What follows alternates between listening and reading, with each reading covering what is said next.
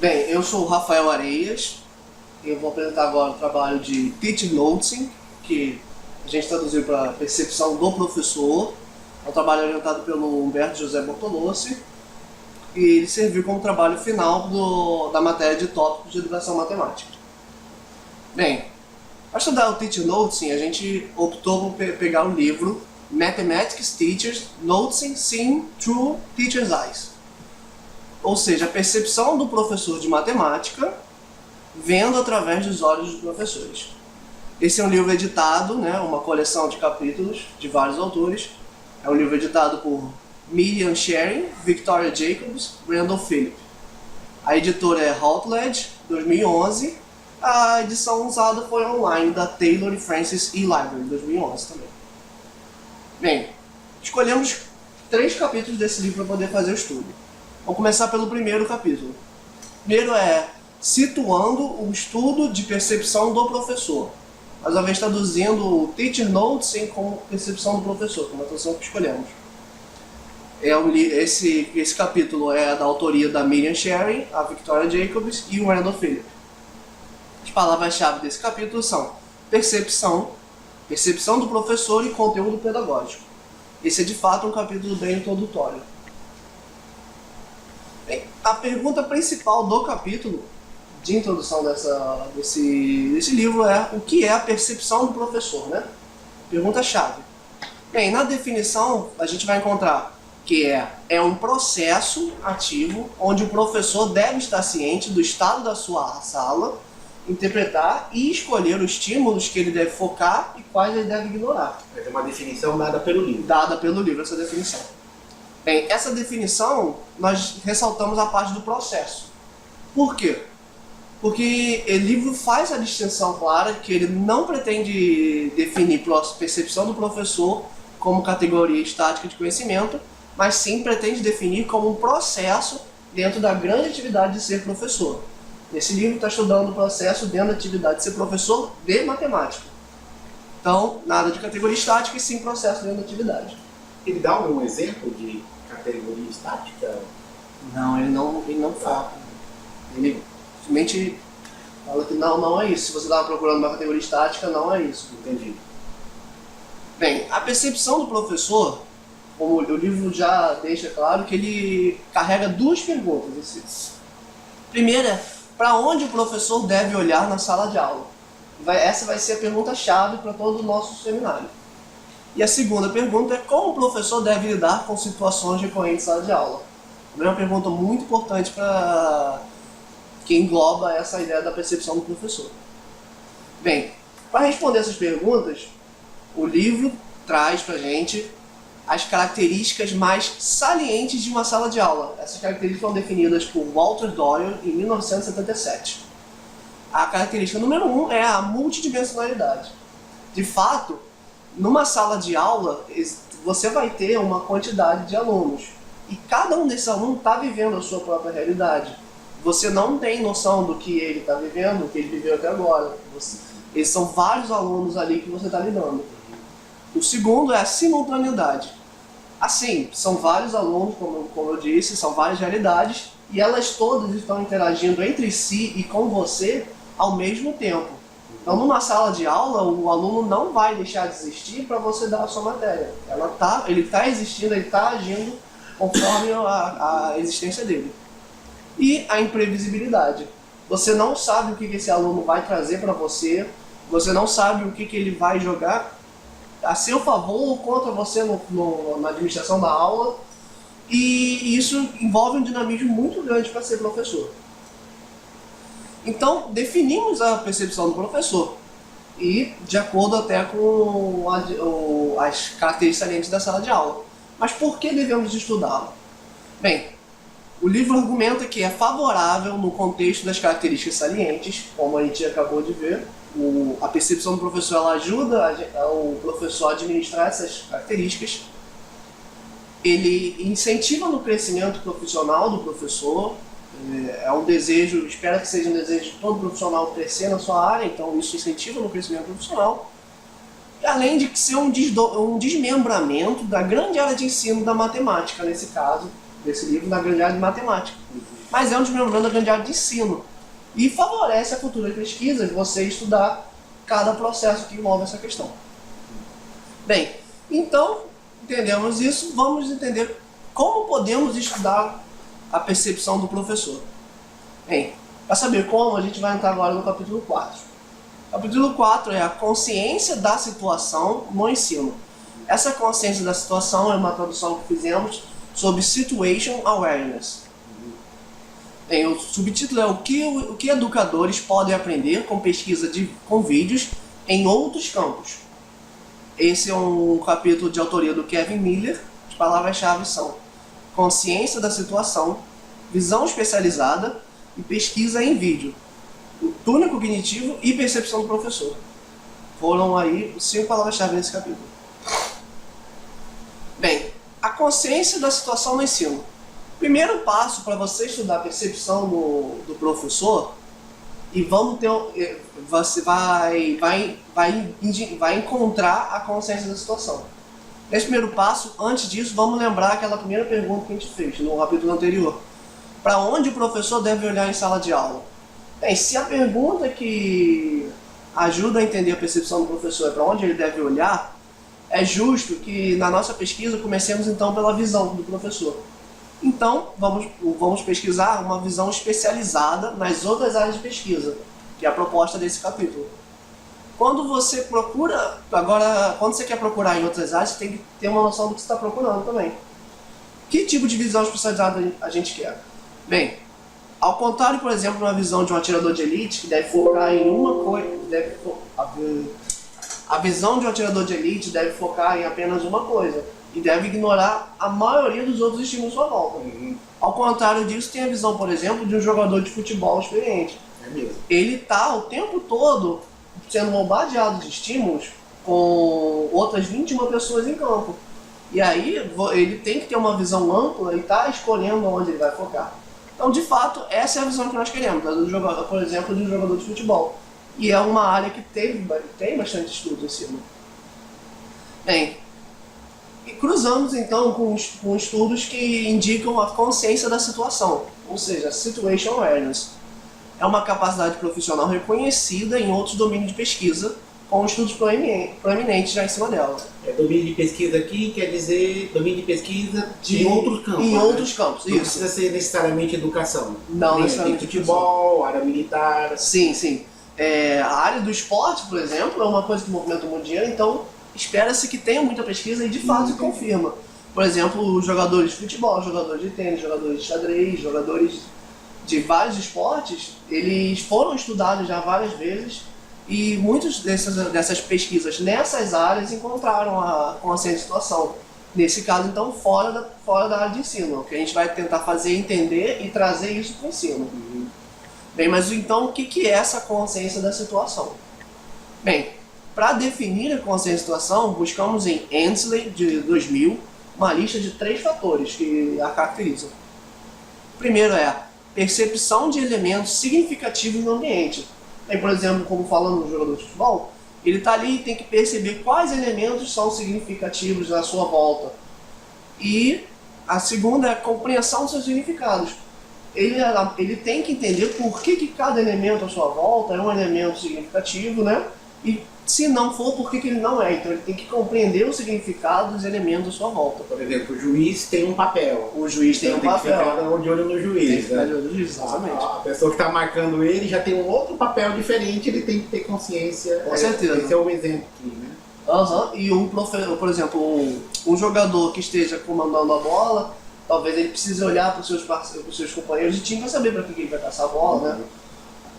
E no terceiro, a projeção do seu estado futuro. Por exemplo, voltando ao jogador de futebol, se ele quer passar a bola para o seu amigo, ele não vai fazer o passe exatamente onde ele vai estar, ele vai ter que passar mais para frente. Ou seja, ele está projetando aonde esse amigo, que é um elemento significativo, onde esse companheiro de equipe vai estar mais na frente. Então é a projeção do estado futuro desses elementos. Bem, vamos então fazer aquela comparação com percepção do professor, para saber que a gente está no caminho certo. Lembrete, o professor deve estar ciente do estado de sua sala de aula. Ciente do estado da sala de aula envolve que o professor tem que estar observando os elementos e os estímulos dentro da sala de aula. Ele deve interpretar e escolher quais estímulos focar e quais ignorar. Se ele vai ter que interpretar e escolher, então ele precisa compreender os estímulos que estão na sua sala de aula, ele precisa escolher quais que ele vai focar ou não. Bem, sendo assim, a consciência de situação está incorporando bem a percepção do professor que nós queremos. Agora, um ponto importante. Nessa pesquisa, foi feito traduções, porque foi um livro em inglês, foi adaptado. Perceba que no primeiro fator tem percepção de elementos significativos no ambiente. E o Teacher Notes, a gente traduziu para a percepção do professor. Nesse caso, o primeiro fator, ele vem escrito no inglês perception, o que não é a mesma palavra que noticing, mas as duas englobam significados muito semelhantes. Tanto que traduzindo e localizando para a nossa pesquisa aqui no português, acabou de que as melhores palavras a serem usadas foi a mesma. O que reforça mais essa transição entre os dois.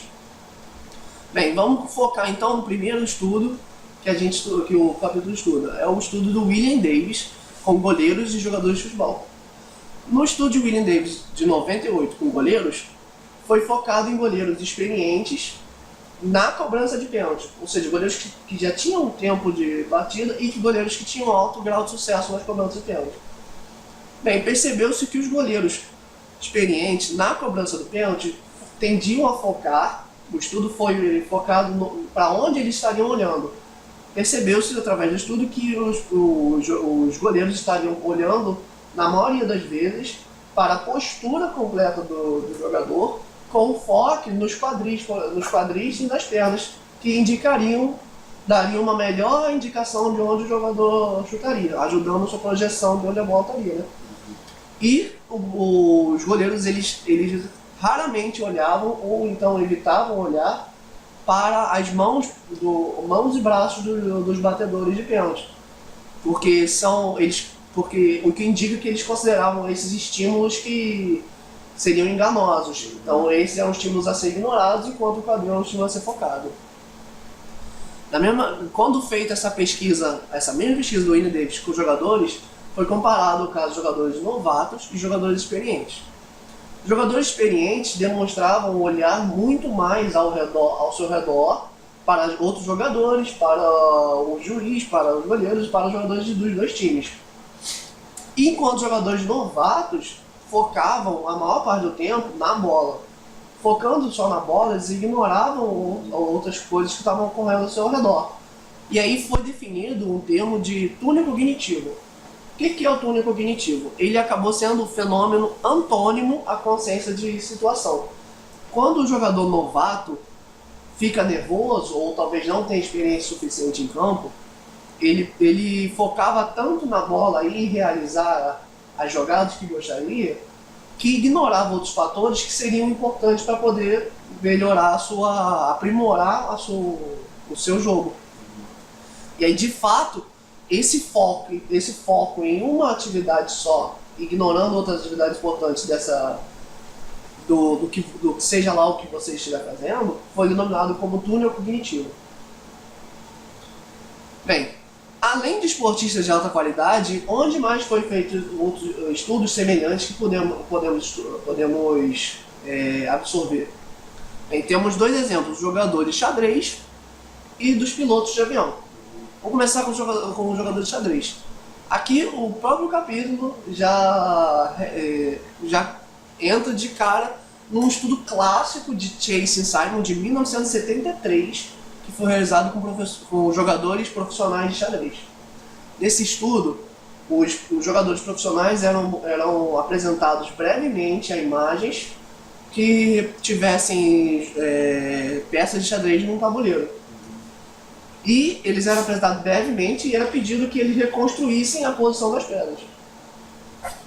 Nessa apresentação, quando a imagem era de uma jogada, como por exemplo aqui botamos a jogada pregadura, como exemplo apenas, quando era uma jogada reconhecida ou importante para o jogador, mesmo tendo sido exposto brevemente à imagem, ele era, na maioria das vezes, jogadores profissionais obtinham sucesso em reconstruir as peças da maneira correta, da maneira como estava disposto na imagem.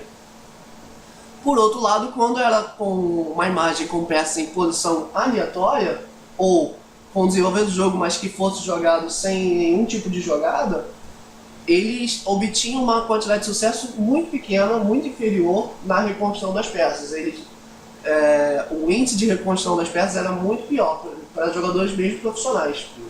O que indica que, ao ver a imagem da peça de xadrez, mesmo que tenha sido por pouco tempo, alguns fatores, alguns estímulos dentro ali da posição da jogada foram suficientes para que o jogador inconscientemente reconhecesse que eu vi essa jogada, eu sei, eu já estou acostumado com isso, familiarizado, e pudesse reproduzir isso com sucesso. Já no estudo de Vikings em 2002 com pilotos de avião,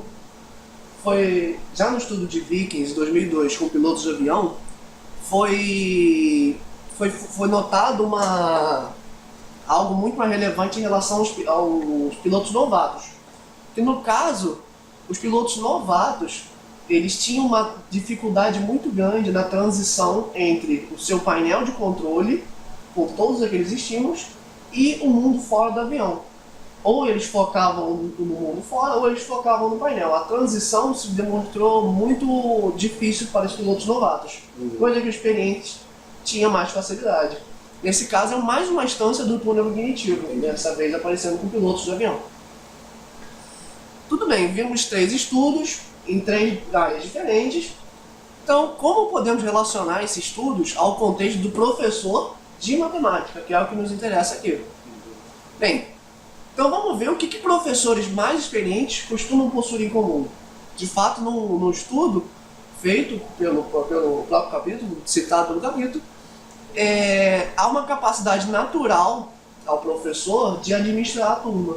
Foi identificado isso, reconhecido isso nos professores mais experientes. Mas aí ressaltamos a parte natural. Por que natural? Porque a consciência da situação a respeito, por exemplo, do jogador de xadrez, ou então dos anos de experiência adquirido pelo jogador de futebol, ela surge como uma capacidade inconsciente. A consciência da situação surge como uma capacidade inconsciente. Ele, ao longo do tempo de experiência, ele acaba adquirindo essa consciência de situação. É aquela história de trocar de marcha. Isso, exatamente. Fica lá, agora é a primeira, não, agora é a segunda, enquanto o experiente troca de marcha sem ter consciência do que está fazendo. O motorista experiente não olha mais pro campo para ter que trocar marcha, ele troca a marcha, ele sabe quando, ele nem... argumenta que o motorista ele nem percebe a força que ele faz com o pé esquerdo quando ele pisa na embreagem. Tanto é que existe casos de quando você freia com o pé esquerdo, você freia com a perna esquerda, geralmente dá aquele tranco. Porque você está acostumado a controlar forças diferentes com os dois pés. Isso é tudo adquirido com experiência. Essa é uma consciência de situação que gera num professor a capacidade natural de administrar a turma, é gerada de maneira inconsciente. E não só isso, como a percepção do professor também indica-se que ela seja um processo completamente inconsciente. Mais uma vez entrando em conjunto com a consciência de situação. Bem, então é interessante ensinar isso para os novatos, né? Ensinar, tentar adquirir essa consciência de situação. Mas então como é que podemos ensinar essa capacidade que até então nós acreditamos que seja adquirida somente com experiência? Bem, assim como, por exemplo, quando se aprende um instrumento novo de música, você tem que fazer aulas, alguém te ensina, alguém te dá dicas de como você está, geralmente o instrutor experiente vai te dar dicas de como você está indo bem ou não, e você vai ter que corrigir o erro e repetir várias vezes. Bem, como qualquer habilidade ou capacidade, essas são as melhores opções. Feedback informativo. O feedback informativo seria você dar a sua aula e ter algum profissional experiente que pudesse dizer, olha só, eu acho que você agiu correto aqui, que você agiu errado aqui. Problema, esse feedback informativo às vezes é inexistente em sala de aula. muitos professores iniciam as suas aulas sem ter tido uma experiência de dar aula com um professor experiente ao seu lado. Então, o feedback acaba sendo muitas vezes inexistente. Correção e repetição na prática de ensino. Como eu havia dito, é interessante que você corrija os seus erros e repita essa prática para você ter uma boa prática em qualquer seja atividade. O mesmo vale para o ensino. Porém, isso é um outro probleminha. Quando você dá aula, quando o professor dá aula, às vezes ele só vai dar a mesma aula no ano que vem. Se ele tiver mais de uma turma que ele dê a mesma aula, ainda assim são turmas diferentes, são ambientes diferentes, são momentos diferentes. Ele não está dando a mesma aula. Ele não está podendo, e ele muitas vezes vai ser num curto período de tempo que ele não vai poder corrigir e tentar repetir a prática de maneira mais adequada. Então essa falta de repetição e correção do ensino atrapalha muito nos professores novatos. Esse 2 aí eu descobri que em esporte tem um nome que é prática disciplinada. Oi? Prática disciplinada. Os esportistas falam isso. Então, por exemplo, o Oscar, né? O jogador de basquete, né? Ele fala prática disciplinada, que ele chegava e falava, vou tentar acertar 10 vezes em seguida a cesta, né? Certo. Aí vai lá, primeira, segunda, errou, começa de novo, até ele só parava depois que conseguia acertar as 10. Então, descobri que em esporte o termo para esse 2 é prática disciplinada. Você deu um bom exemplo, porque eu também já vi esse exemplo em outros jogadores de alto escalão, como por exemplo o Michael Jordan e o próprio Zico, jogador do Flamengo, tinham práticas semelhantes. O Zico, eu lembro que eu já vi um documentário que ele costumava bater tantas cobranças de pênalti de falta até acertar na posição que ele gostaria. O Michael Jordan era o último a sair da quadra sempre. O Zico também, né? Disse que quem cuidava do campo lá no Flamengo ficava bravo, porque ele era o último. Ele era o último a sair. Exato. E tinha que esperar o Zico para poder apagar a luz lá. Esse feedback, essa correção também, ela é muito conhecida, né? Essa prática é muito conhecida na música. Você aprender qualquer instrumento, você precisa desses dois métodos. E, por fim, pesquisa sobre perspectiva de professor experiente. É importante que o professor novato entenda o que está passando ali com o professor experiente, como o professor experiente está lidando. Então, pesquisas que demonstram a perspectiva desse professor pode ajudar, e é provado que ajuda muito o professor novato a desenvolver, nem que seja copiando certas maneiras de trabalhar ou então aprimorando. Então, existem pesquisas com vídeo que se demonstraram promissoras. Nesse caso, por exemplo, pesquisas com vídeo feitas com professores experientes que repassaram os professores novatos e aumentaram aprimoraram a aquisição da conscientização dos professores novatos. Falando de pesquisa de vídeo, vamos então adentrar no capítulo 6, que tem tudo a ver com essa questão de pesquisa de vídeo. É uma prática disso. O capítulo 6 é acessando a percepção de momento dos professores de matemática. O nome em inglês é Assessing Mathematics Teachers in the Moment Noticing. Ou seja, o capítulo se propõe a acessar a percepção do professor, a capturar essa percepção do professor no momento em que ela está ocorrendo. Que é uma coisa difícil. Imagine você parar uma aula para perguntar, aí professor, o senhor anotou alguma coisa agora?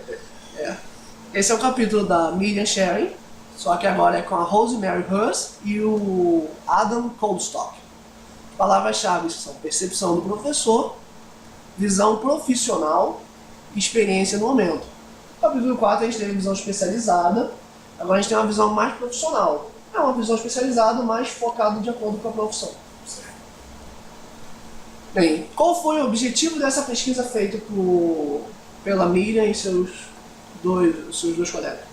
O objetivo era capturar a visão profissional do professor, no caso o professor experiente, e capturar a perspectiva desse professor. Ou seja, queria saber o que esse professor estava olhando e queria ver pelos olhos dele, algo que fosse o mais próximo disso. Mais uma vez, é sempre bom lembrar a primeira pergunta feita. Para onde o professor deve olhar na sala de aula? É uma pergunta que permeia todo esse estudo. Bem, como vamos capturar a visão profissional do professor? A gente não podemos entrar dentro da cabeça desse professor, mas podemos fazer o mais próximo disso, né? Bem, primeiro vamos ver outras pesquisas que levaram a essa pesquisa da Miriam Sherry e os seus colegas. Teve uma pesquisa em que o professor ele deveria descrever o que nota em amostras de outras aulas. Então o professor via um vídeo de outras aulas de outros professores, que era uma coisa nova, ele não era uma aula que ele deu, e ele deveria dizer o que ele está anotando nessa sala de aula. Você pega a perspectiva dele, porém é uma perspectiva completamente fora da sala de aula. Ele está vendo a aula de um outro professor, ele não está interagindo com o turma, não está vendo nada. Esse era o maior problema dessa pesquisa. Uma outra pesquisa, o professor descreve o que ele lembra ter notado em sala. Acabou a aula, o professor sai e ele descreve exatamente o que ele notou nessa sala, durante a aula. O problema disso é que a memória do ser humano é falha. O professor terminou de dar a sua aula e muito provavelmente ele não vai lembrar tudo que ele notou, porque, voltamos ao que descobriu no capítulo 4, é um processo inconsciente. Muitas vezes ele não está percebendo que ele está acessando a percepção do professor. Então, nesse caso, esse trabalho fez quase que uma mescla. Esse trabalho ele foi utilizado uma aparelhagem. Nós vamos introduzir essa aparelhagem agora, como funciona. Mas é uma aparelhagem que o professor veste um chapéu, coloca um óculos, que tem câmeras. E pode filmar o que o professor está vendo.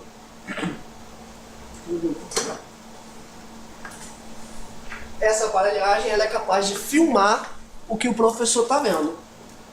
Ela grava também o que ele está ouvindo? Porque às vezes o noticing vem não da... Você está olhando para cá, mas pelo som... Boa pergunta. Nesse caso, essa aparelhagem, eu acredito que se ela gravar áudio, não vi essa notícia de gravar áudio, se ela gravar áudio deve ser ruim. Por quê? É um aparelho de 2004, usado numa pesquisa de 2009. Entendi. Então é o seguinte, o professor ele deveria estar vendo o que está acontecendo na sala de aula, filmando e depois escolher. Como foi feito isso? Vamos passo a passo. Primeiro, o aparelho é um aparelho de Haidt, Goldberg e Rudek de 2004, chamado Deja Vu Camware. Nesse aparelho como eu disse, é um chapéu com uma câmera e um óculos com uma outra câmera.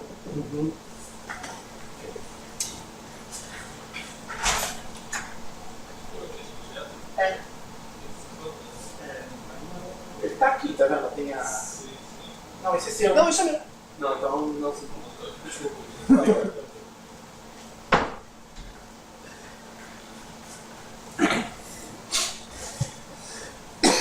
Bem, é um aparelho feito por Haidt, Goldberg e Rudek.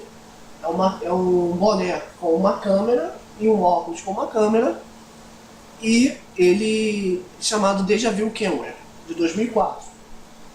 Qual que é o mais interessante desse aparelho para a pesquisa?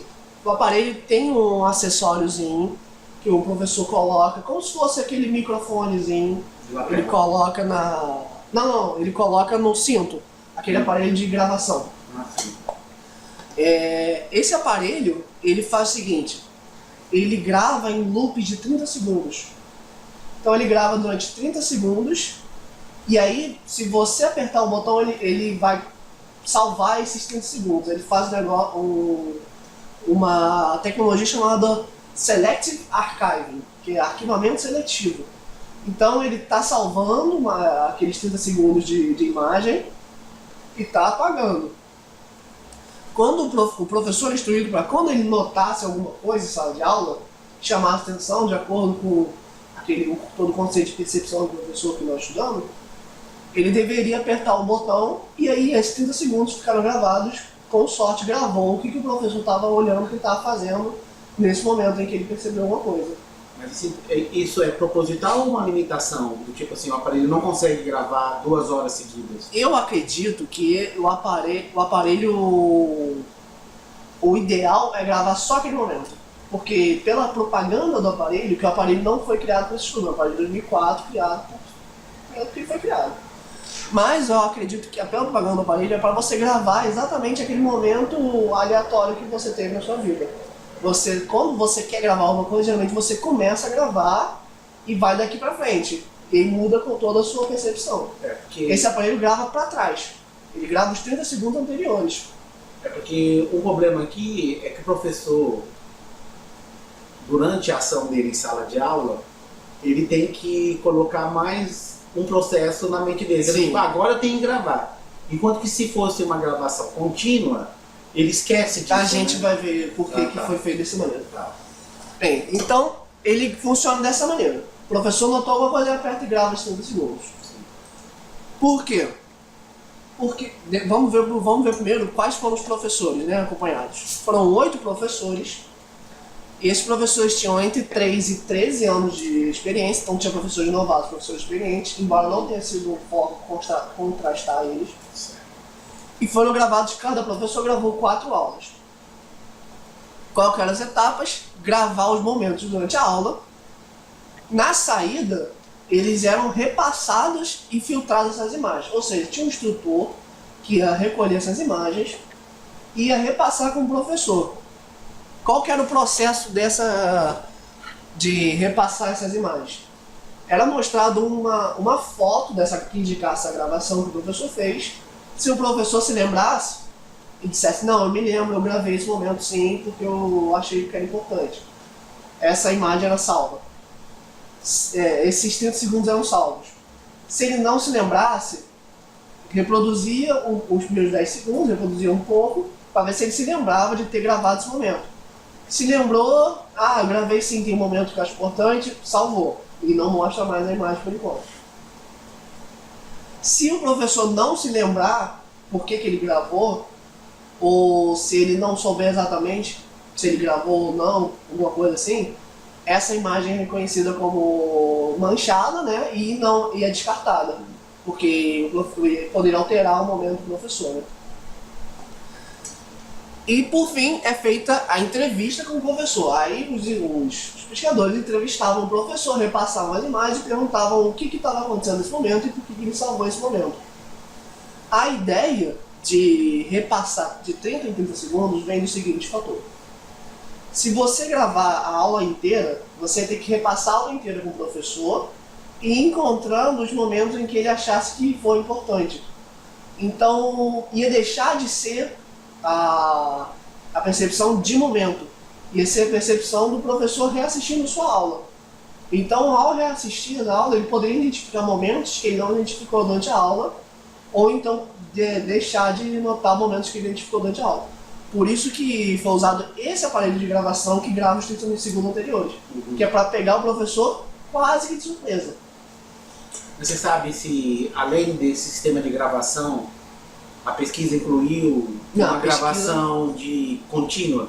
Não, a pesquisa foi em cima dessa gravação, embora tivessem a pesquisa tenha mostrado fotos da sala de aula do professor usando o aparelho fazendo a sala de aula. Mas eu acredito que essa filmagem da sala de aula com o professor seja mais indicativo de que como tinha sido feito, e não que tivesse comparado uma gravação com outra. Então a gravação foi só desse momento. Essa foi o foco principal da pesquisa.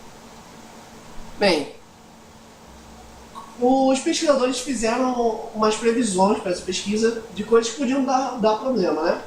Primeiro problema, o professor esquece de gravar o momento. Como o senhor disse, ele pode estar interagindo com a aula, pode estar numa aula, ou então a aula pode estar muito difícil, a turma, ou pode estar muito bom a aula e ele está tão excitado com o momento que ele esquece de gravar.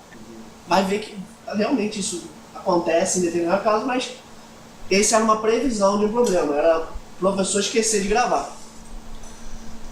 Outro problema era, de fato, os 30 segundos. Esses 30 segundos é pouco para gravar o tempo? Ou esses 30 segundos é muito para gravar o momento? Qual que era a ideia? Esses 30 segundos podia ser pouco, e não pegar o momento de acordo com o que o professor experimentou. Por exemplo, ele viu, até ele conseguir gravar, apertar o botão e gravar, não deu para salvar o momento foi muito comprido, o momento já tinha passado. Ou poderia ser muito tempo, de repente foi uma coisa simples que o professor, vou gravar porque eu achei isso interessante, só que aí ficou tanto tempo, esses 30 segundos, que passa desapercebido na hora de revisar. Terceiro problema, consciência da gravação. A percepção do professor e a consciência da situação são atividades, são processos e capacidades inconscientes. No momento que o professor tem que focar e gravar, torna-se algo consciente. Esse foi um dos maiores medos da pesquisa, de poder alterar, né, o resultado. De repente ele teria que estar consciente de que ele está gravando e que ele tem que apertar quando ele está fazendo alguma coisa. A gente vai ver que isso surgiu pelos dois lados, na verdade. Problemas durante a pesquisa, né? Ocasionalmente, o professor esquecia de gravar. De fato, o professor estava tão interagindo com a turma, tão interagindo na aula, que ele esquecia. Teve relato do professor dizendo que esqueceu completamente que estava usando o boné e o óculos. Outro problema era o professor não recordava o motivo por trás da gravação. O professor fazia aquela filtragem e realmente não lembrava por que tinha gravado isso. Tinha ocasiões que o professor apertou sem querer e ele até reconhecia, não, eu apertei sem querer nesse momento. Mas tinha momentos que o professor falava, eu sei que eu gravei isso, mas eu não consigo me lembrar o porquê que eu gravei. Mesmo que esse seja um problema, isso tem um indicativo positivo. Se esse professor, e os professores eram bem honestos nessa quesito de não lembrar por que gravou, isso era um bom indicativo de que o momento que eles estavam reportando durante a entrevista eram momentos honestos. Que ele não estava olhando para a imagem e tentando identificar, vamos ver o que está acontecendo aqui. Ele, na verdade, estava lembrando mesmo, é verdade, eu olhei para aquilo e aconteceu por isso ou não aconteceu. E aí entra também essa parte da honestidade na questão dos 30 ou 30 segundos. Em alguns casos, o professor em alguns casos, os 30 segundos não eram suficientes de fato, ou então o professor demorou a apertar o botão. Mesmo assim, na maioria desses casos, o professor ele falava, não, olha só, gravou só um pedaço, mas eu lembro bem o porquê eu gravei, aconteceu isso. O professor, só de ter visto a gravação, já se recordava do momento por que ele tinha gravado aquilo. Que era uma coisa importante para a pesquisa, por que ele gravou, né? Bem, os resultados da pesquisa. Na sua maioria, os professores foram capazes de capturar os momentos relevantes. Então eram 8 professores, a maioria dos professores conseguiu capturar esse momento relevante. E mesmo quando coletado parcialmente, os professores foram capazes de lembrar e recontar os acontecimentos. Pelo menos metade desses 8 professores, afirmou que a câmera não interferiu na prática da aula. Metade deles, pelo menos metade deles, disse, não, eu estava consciente que eu estava com a câmera, mas isso não mudou absolutamente nada do que eu faria em sala de aula. Considerações. 2 professores reportaram que a presença da câmera os incentivaram a aguçar a atenção. Aí que entra um dos problemas. Esses 2 professores, eles tiveram um problema de que, estando com a câmera, a percepção deles ficou puramente consciente. Então eles, às vezes, parece que eles sentiam como se estivessem fisgando por um momento para gravar. Então eles estavam ativamente procurando um momento. Não é de todo ruim, porque eles capturaram momentos, eles disseram que capturaram momento, mas isso vai de encontro com a ideia de que a percepção seja puramente inconsciente. Abre até discussão para a consciência e inconsciência dessa percepção, mas esses 2 professores reportaram, ficou claro que eles estavam fazendo o processo de percepção de maneira consciente. Outros 2 professores sentiram que usar a câmera alterou suas experiências de momento. Esses professores reportaram que o fato de estar com a câmera mudou completamente a rotina da sala de aula, coisa que os 2 anteriores não tinham, teoricamente não aconteceu, eles só ficaram mais atentos. Mas agora esses daqui sentiram que a câmera mudou completamente sua experiência em sala de aula, e esses 2 foi considerado até como se a percepção deles tivesse sido completamente alterada, então pela câmera não fosse de acordo com o que era esperado. Porque o simples fato de usar a câmera alterou a rotina em sala deles. Bem, conclusões então do trabalho. Existem uma gama de estudos teóricos, uma variedade considerável de estudos teóricos, de pesquisas de... Esse é desse capítulo ou dele como um todo? Dele como um todo. Podemos voltar um pouquinho? Claro. Aí, nesse capítulo 6, sobre ele coloca assim, se foi incluído nesse capítulo, ou se isso está em outro lugar, quais foram, houve alguma classificação, do tipo assim, tá bom, então passou essa experiência. Aí, o que os professores mais notaram? O que eles mais marcaram? O capítulo não fez essa distinção do que os professores mais notaram, quais situações que eles mais notaram. De fato, vou até me recordar agora, tinha exemplos de professores que falavam que, por exemplo, um exemplo muito importante era que o professor, em um momento o professor olhou para um aluno, salvou uma imagem por quê? Na explicação do professor. Salvei essa imagem porque no momento que ele estava dando aula, aí seria um assunto novo e eu sabia que o aluno tal iria perguntar. Eu sei porque esse aluno sempre pergunta, é um aluno que costuma tirar bastante dúvida. E eu já olhei para ele esperando que ele fosse falar. Mas o professor falou que é uma prática normal dele, quando insere um assunto novo, olhar para esse aluno. E de fato o aluno correspondeu às expectativas dele. De que o aluno levantou o dedo e fez uma pergunta, e aí, consequentemente, depois o professor até gravou a imagem. Mas ele afirma que ele já naturalmente olha para esse aluno quando insere um assunto novo. Um outro professor dos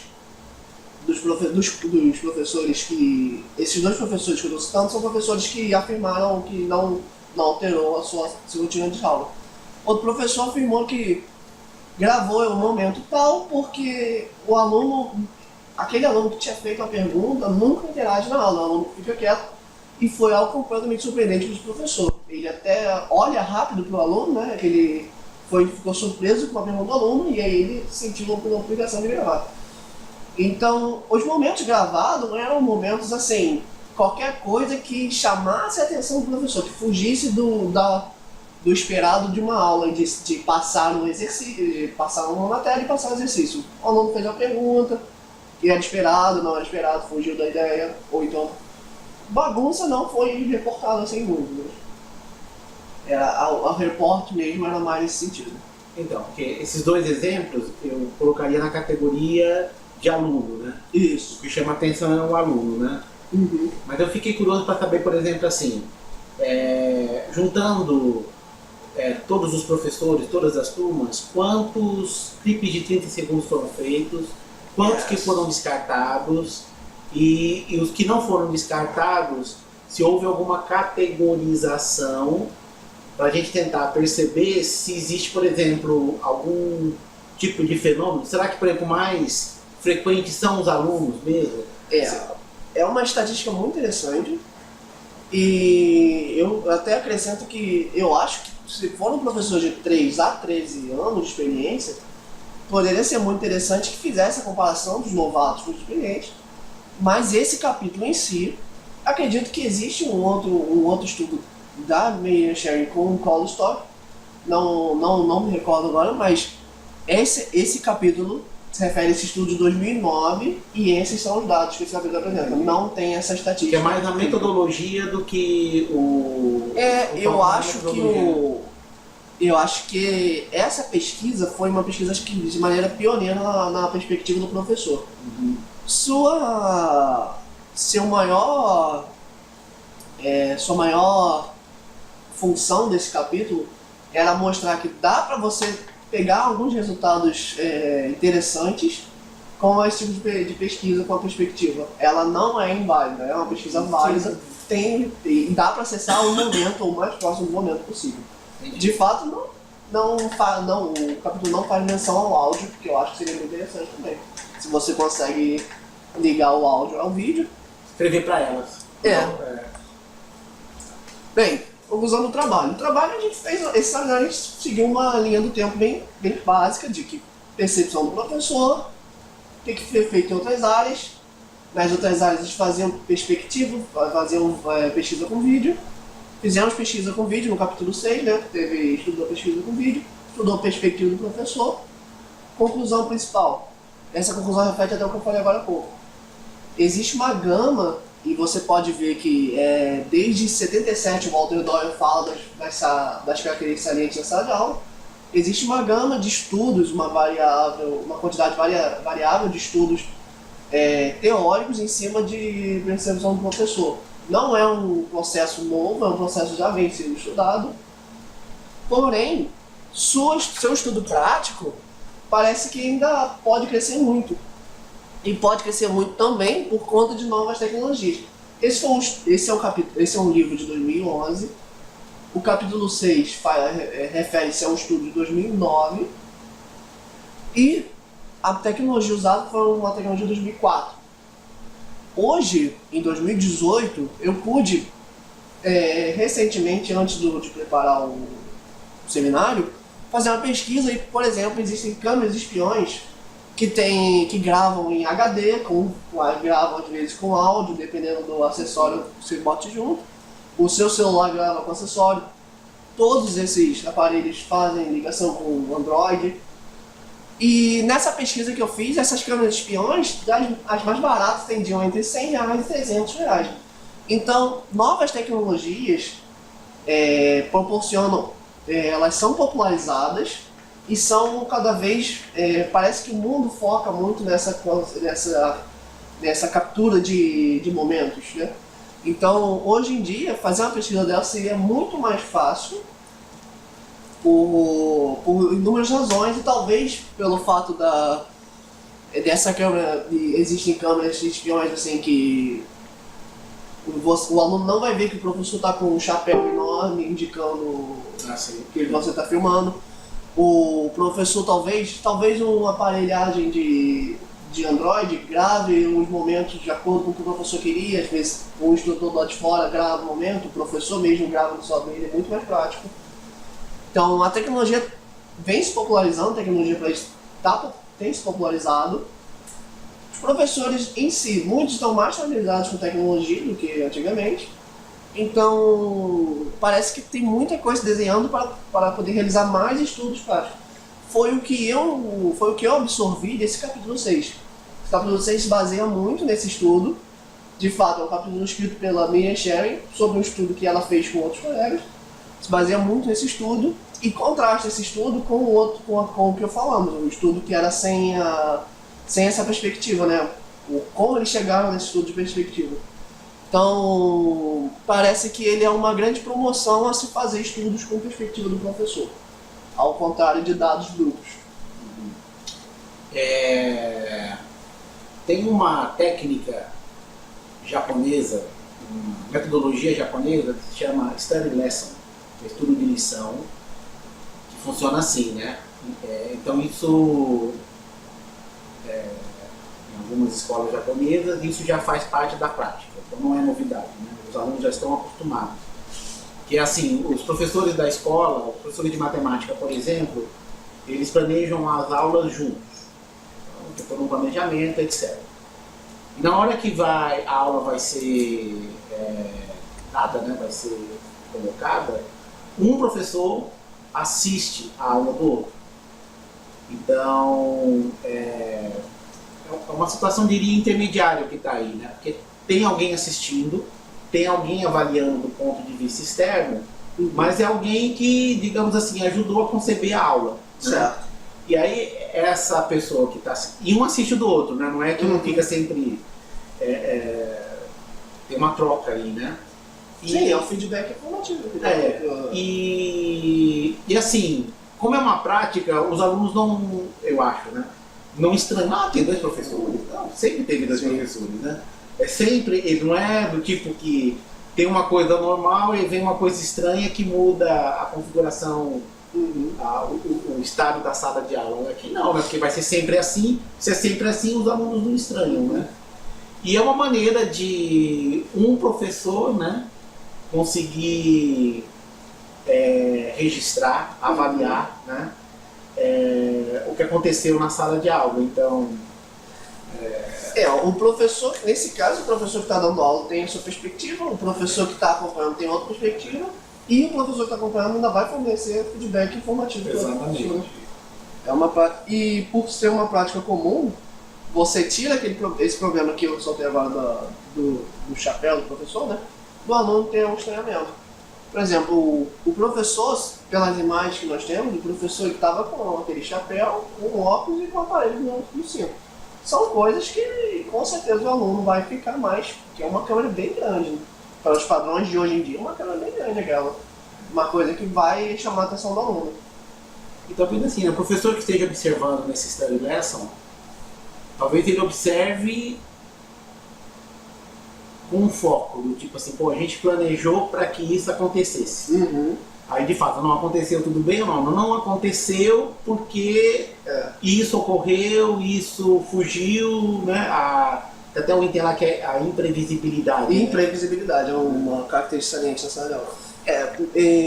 Falando, por exemplo, no túnel cognitivo, um professor novato, quando está em sala de aula, esse é um exemplo bom para relacionar com o ensino, em sala de aula o professor às vezes pode ficar muito engajado em passar o exercício, desenhar no quadro a imagem que ele quer desenhar, e aí ele não percebe que atrás a turma está um caos completo, por exemplo.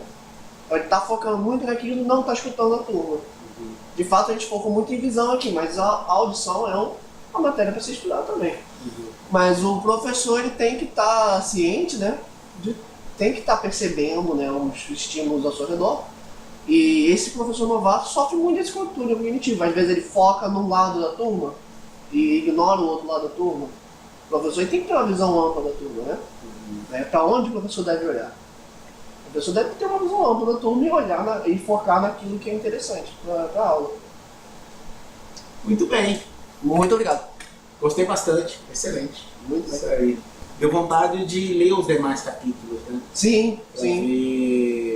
No capítulo 6 ele faz menção ao capítulo 4, mas se não me engano, acho que em ambos os capítulos ele chega a mencionar outros capítulos. Eu não sei se em algum momento ele menciona o capítulo 8, talvez, mas acho que os capítulos eles devem ser bem interessantes. Eu acho que no próximo semestre, na disciplina de tópicos de educação matemática, eu vou pedir para os alunos estudarem os outros capítulos. Tá bom.